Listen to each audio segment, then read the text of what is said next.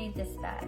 You will find 9 little squares of material and some thread, and you also need to grab the needle that was included in your embroidery bag.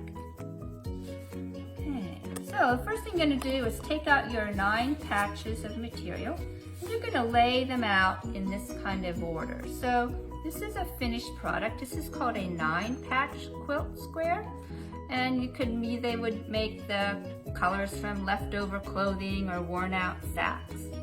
So I'm going to show you how to stitch them together. I've stitched these 2 together.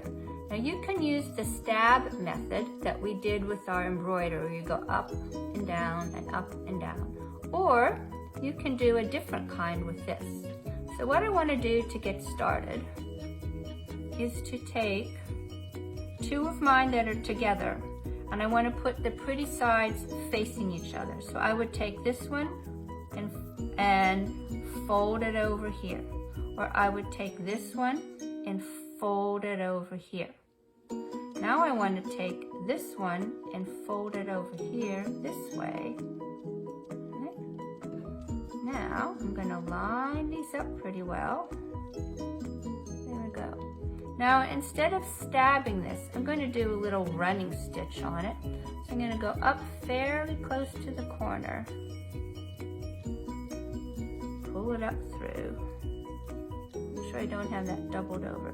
And now watch, I want to keep my stitches fairly even and fairly small.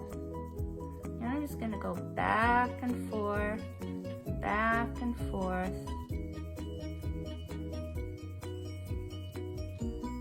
One more, there we go. So it kind of looks all gathered up like that. And now I'm going to pull my needle through.